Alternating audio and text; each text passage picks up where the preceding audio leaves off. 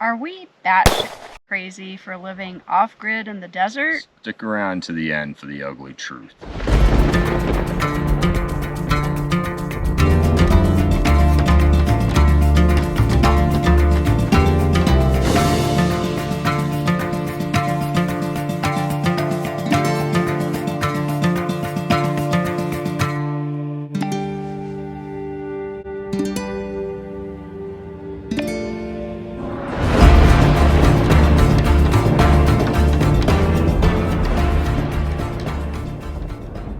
Hey, welcome back. If you're new to our channel, I'm Keri and this is Doug. We sold our house in the Denver suburbs in May of 2022 and we headed to our homestead property here in southeast Arizona, Cochise County, and we're building a homestead from the ground up, from scratch, just the two of us by hand. Stick around for our videos. We think you'll enjoy them and we're going to teach you lots of stuff. We're learning as we go. Right, you might want to know why we chose to live in the desert. Yeah, it's a pretty harsh climate actually, so most of you are probably aware, but we did a ton of research and this is what we chose to be the best place for us. And we want to kind of tell you why, because a lot of people think it might be not very reasonable to live off-grid in the desert, and we want to talk to you about why we chose it. You want to kick it off, Doug? No. Okay, I'll kick it off. So probably one of our biggest reasons for moving out here, we're in the very high desert of Cochise County, so our property where we live is right around 4,000 feet high. So a lot of times you might think of Arizona as just miserably hot all the time, but because of our elevation, we actually don't get as hot as like the Phoenix and Tucson area. It does still get warm, but it's definitely not. It's pretty manageable. So climate was huge. We both love to grow things and garden, and we really wanted to pick a place that had a lot of growing seasons, and we found that this area actually you can grow pretty much year-round. It's a lot easier if you grow inside a greenhouse here because of the pests and things that want to get into your garden, but you can grow outside year-round, so that's pretty awesome. So we've got a lot of seeds that we've started. We have a great growing season out here. We actually should have gotten these in the ground earlier, but we've got lots of stuff growing. The fencing piece that we have over some of our seedlings, we've got that there because the kitties love to dig in the dirt and the soft dirt, and they'll dig the plants up, not because they want to eat them or anything, just because they like to dig in the soft dirt. So this kind of keeps the cats out of it. One of the pests that we get out here too, we get mice out here, but since we've got all these cats now, it's not as big of a problem at all. And then the other thing that will eat your plants are ants. We've got leafcutter ants here, and so that's an issue. They're really tough to deal with. You probably will have to use pesticides. Try natural forms if you can, but not very many of those work well, and they will decimate your plants. It's amazing how much they can ruin your plants. So things grow really well. We have a little shade cloth over this just so they're not getting like super intense direct sun all day. But our squashes are coming up, and we've got corn and some other stuff coming up that's doing really well. One of the reasons why I've wanted to move out here is because of the lack of people. Very not necessarily secluded or isolated, but just enough so that there's not the big crowds. We get anxiety now when we go into towns and cities. We wanted to get away from all that.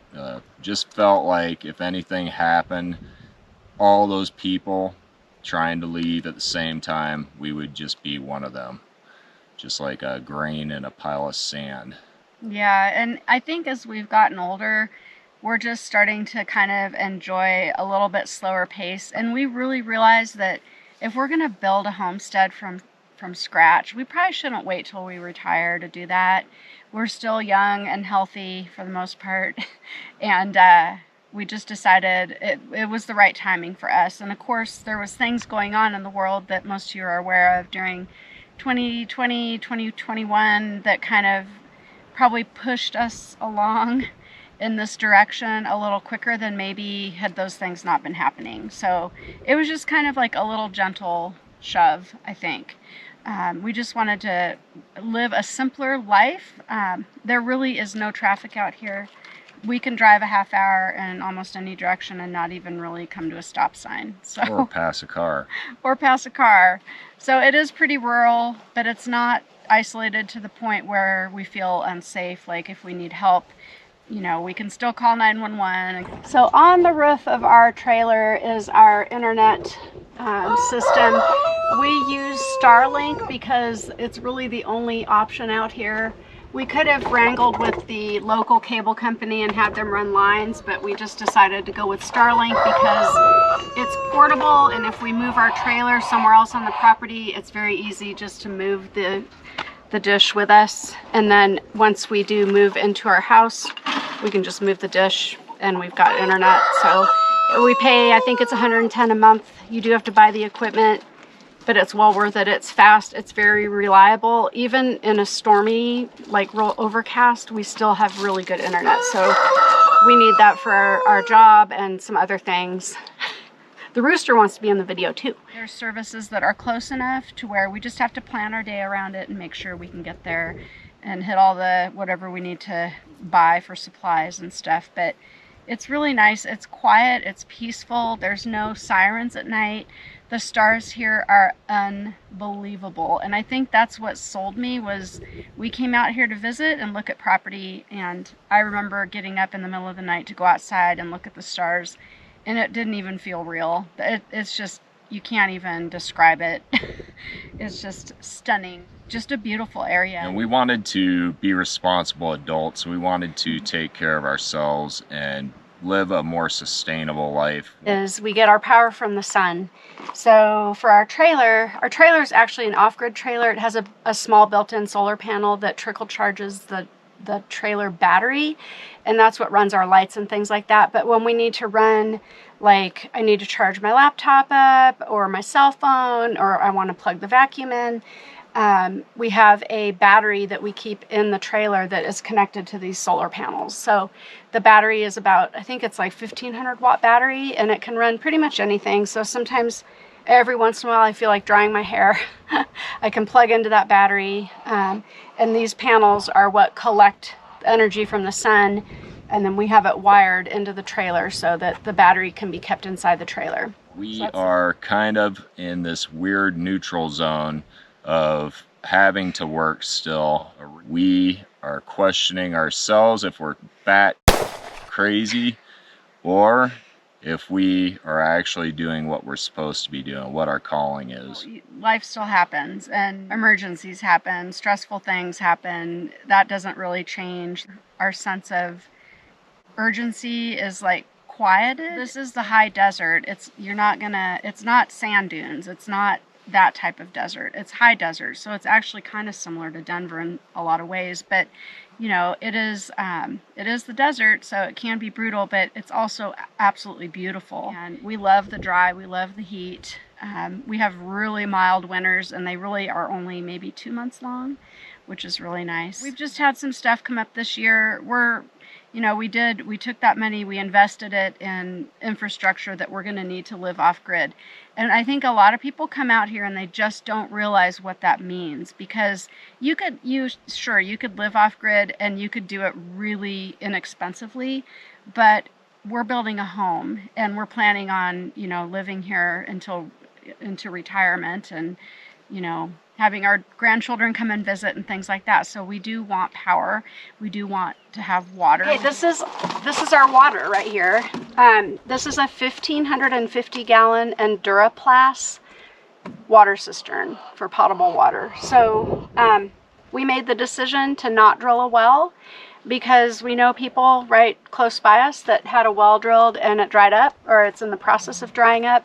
So we decided just to do water hauling. It's not expensive.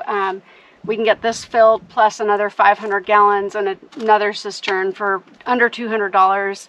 And we're frugal with our water. We recycle our gray water into our landscape. So we use biodegradable products that are fine for the environment. And we use that to water our garden and a lot of the trees that we've planted in the area. But this water cistern right now, the cost of it is about $2,200. it's more to have them delivered, so if you don't have a way to pick them up. But this holds a lot of water. We've got 6 of these around the property. They're kind of in strategic places. We have this one here. We often will use this to fill our trailer water up so that we have water to use in the trailer.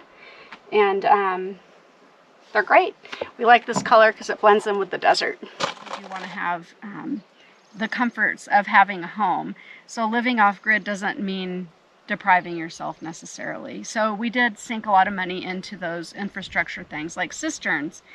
To give you an example of what that costs, a 2,000 or 1,500 gallon cistern is around $2,000 to $2,500 right now. So most of you know we finished our prototype chicken coop, which was our test build. Our house is going to be like this, and we did want to go ahead and set up rainwater collection, because that's how we'll, and in the future we'll slowly be converting our buildings to rainwater collectors. So the chicken coop is the first one. So you can see up here, Doug he's installed a drain that comes down, or not a drain, but a pipe, and then it goes into here. But the first water that hits the roof comes down and it goes into here, which is called a first flush. So when it's rained hard, you can come here, pull this plug off, and dump that first bit of water, which is where there's going to be a lot of dust in it and pollen and things like that. So, and then the water goes right into the cistern, and we use this to water the chickens. We use it for lots of things. We use it to water the plants in this area, but it works really well. If you're going to rainwater collect like what we're doing, and you're going to live that way, these things are not cheap. You can save your money as you go and buy them as you can afford them, but it's living off grid. I think people think might be a cheaper way to live, and it is in the sense that we don't have the bills. Like, we don't have a power company bill, we don't have a water bill, we don't have a sewer bill. So we're disconnected from the utility grid, but it doesn't mean we don't have utilities, if that makes sense. Follow me. This is our propane tank. Doug, how big is this? 250? I think it's a 250 gallon tank. So what we were doing, our trailer, the heater and several other things, like the heater, the water heater, and I think that's it. The refrigerator and freezer also run off propane. So we, you know, trailers come with the little I think they're 5 gallon little propane tanks that you can refill. And we don't use a lot of it, but it's just a pain to disconnect it and take it down and get it filled. So we decided to go ahead and invest in more of a permanent solution. And this is connected to our trailer. So we've got this tank lasted us like a year and a half. So that's how little we use. But that is how we get our hot water for our hot water heater. The furnace and the refrigerator freezer combo, they all run off the propane. It's really convenient to have this here because when it gets low, we just have the propane company come out. We use Cochise County Farmers Association for our propane. They're up in Wilcox, and they're great, super nice family business, and they're reasonably priced, and they will come out to more remote locations in Cochise County.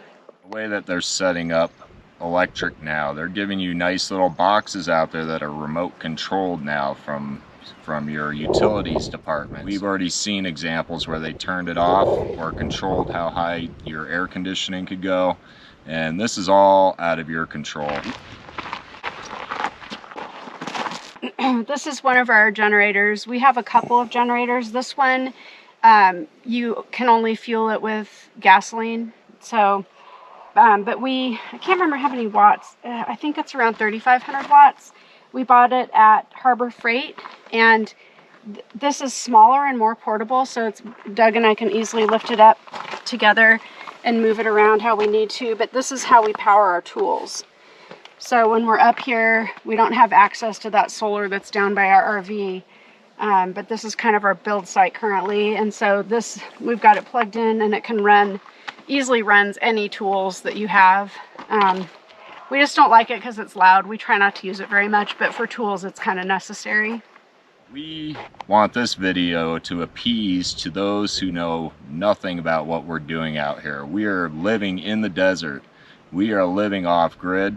We have our struggles and we have our many blessings for sure. But for those of you who are like, what are those guys doing out in the desert? I didn't even know that people could live like that. Or why are they living like that? It's because we're escaping you, probably. Are we nuts? We're probably, honestly, maybe a tiny bit nuts, but in a good way, you know? You might be wondering what we do with our trash. So we do a lot of recycling. We compost as much as we possibly can. There's a great, there's a YouTuber that really talks about compost as much as you possibly can, including paper and things like that.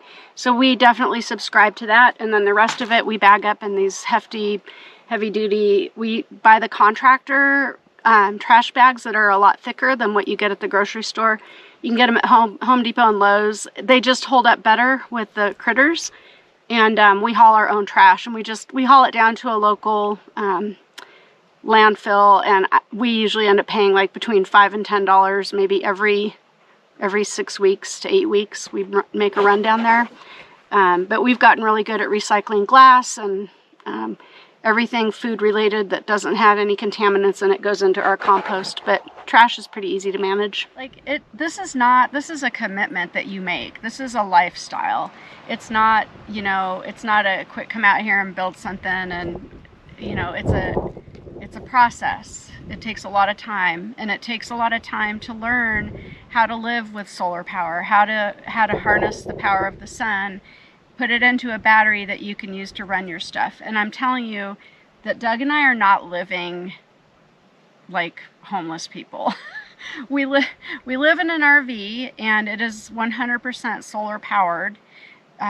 We do have the ability to turn a generator on if we need to on those really hot days. Sometimes when it's 105 and it's pretty toasty in the trailer, sometimes we just turn the generator on for a few minutes to cool things down. But for the most part, we're pretty much, I'd say 95% using just solar, which is awesome. And yeah, it's a great place for it. Yeah.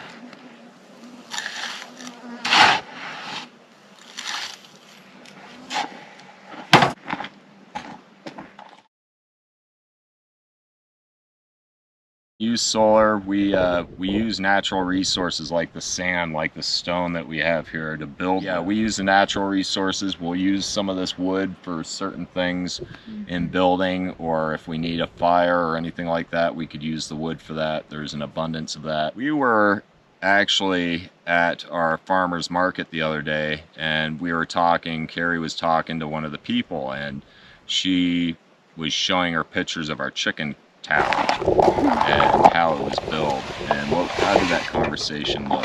This was just somebody that didn't know anything about this style of life that we're living. Yeah, and I think actually probably more people don't know about it than do, I would guess. So basically I was talking with somebody, and she had mentioned there's a magazine that comes out to all the power customers in this area. The main power company around here is called Sulphur Springs Electric something co-op or something like that. They send an every other month magazine out to all their customers, and she was saying, well, when you get that magazine, and I said, we don't get that magazine, and she's like, what are you talking about? Of course you do. And I said, no, we don't. We're not connected to that power. The power that's on our road actually ends at the corner of our road, and we don't even have power lines that go to our property from the power company. So I suppose we could have those hooked up at some point. Get onto the grid if we wanted to. But she couldn't conceive of that. She's like, so you're living with no power? And I said, no, we have power. It's just power from the sun. We don't have. A lot of people call it shore power. This is our dog Willow. Yeah. And take away the dryer and the washing machines and stuff like that, you really don't need a lot of power, guys. No, you don't. We manage just fine. We live very comfortably. We have a microwave that if we absolutely have to run it, we can. We don't run our air conditioner, mostly because we don't like the way that it really dries the air out, and it does take a lot of power. So we try to just do fans and stuff, and it's definitely doable out here. We're living really comfortably. Yeah, considering. Yeah, considering. Exactly. But you have to know. You have to understand. Like, you're making a sacrifice. It's not like you're at a 5-star hotel or something. Let's talk about toilets. Yep, we still got to have a toilet even if we're off grid.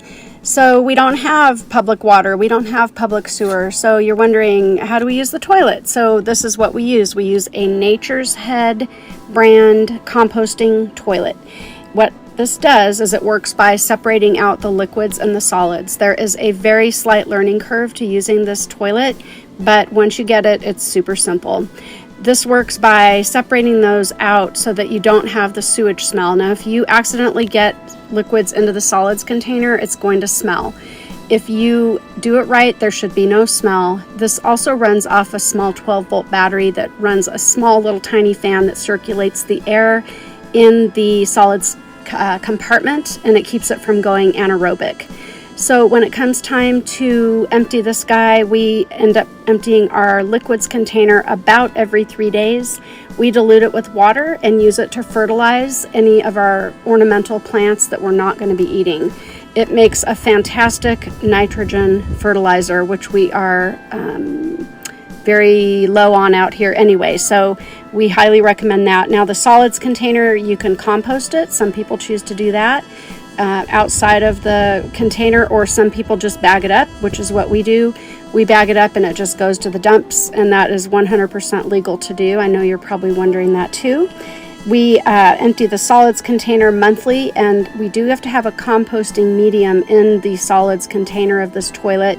We chose to use Coco Core, which is spelled COIR, and what that is just biodegradable shredded coconut shells.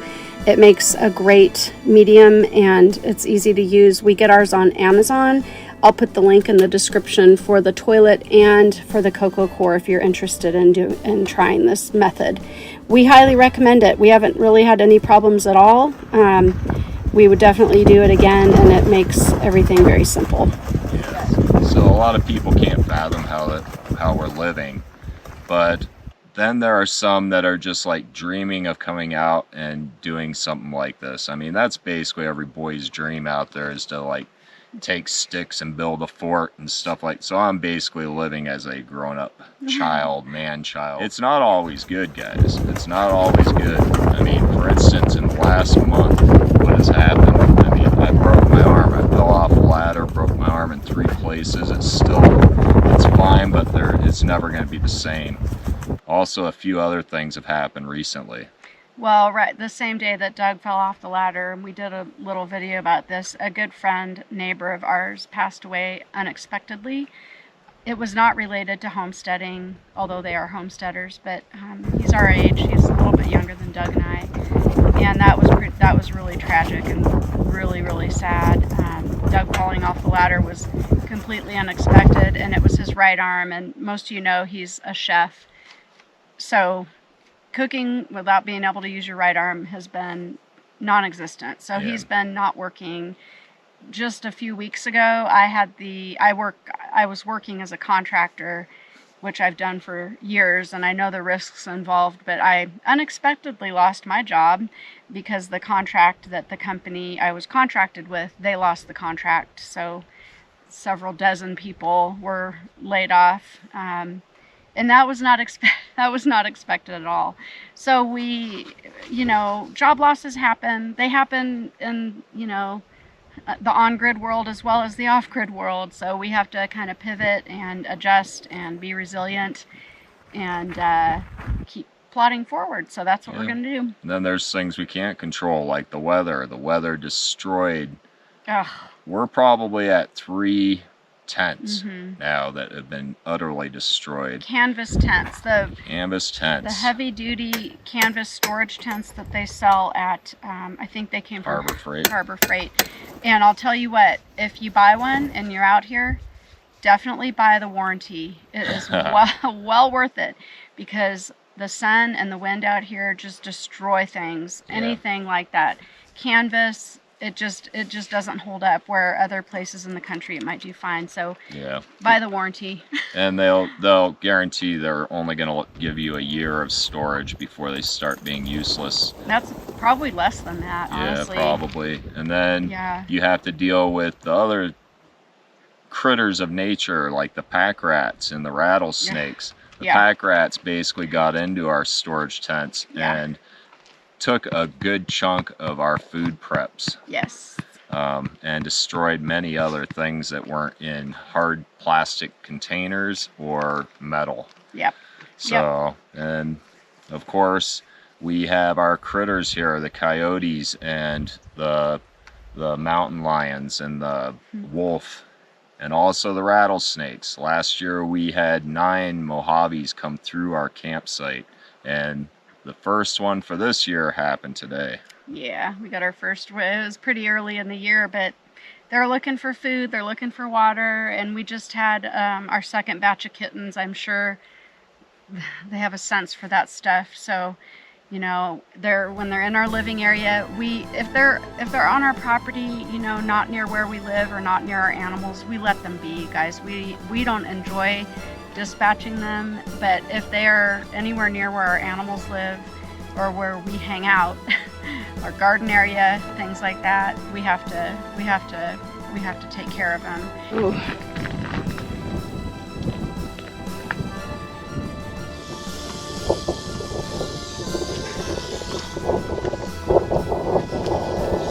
Oh, my God. Yeah.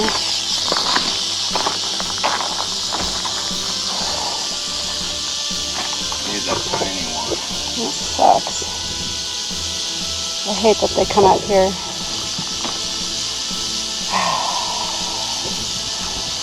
I need to get... 'Tis the season. What you got there, Doug? Got me a pet. Oh, that's not a pet.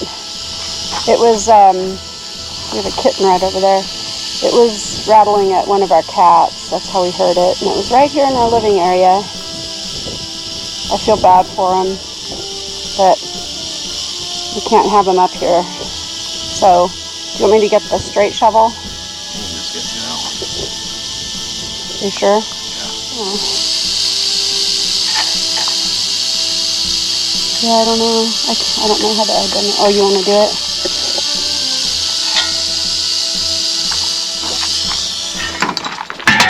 Yeah.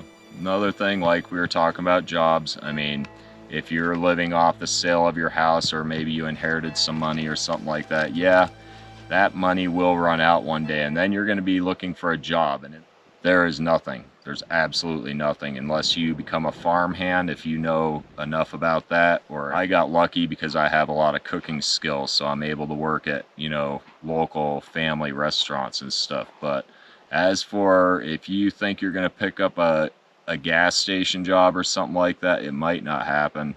There's Yeah. only two gas stations within the 50-mile radius that we live in. And remember, everywhere is not close at all. Everything is at least a half an hour drive away. Mm-hmm. And that's the reality. You're going to be, with gas prices now, you're going to be filling your tank up $50-$60 unless you drive diesel, then you're talking $100 or whatever. And you're going to blow through probably 2 tanks of gas a week if you're getting around a lot. You know, if you're running down to the closest Home Depot, you're going to be going through almost a tank of gas a day. It was mostly the ugly truth. That was, yeah, some of the ugly truth, right? But what's some of the good truth?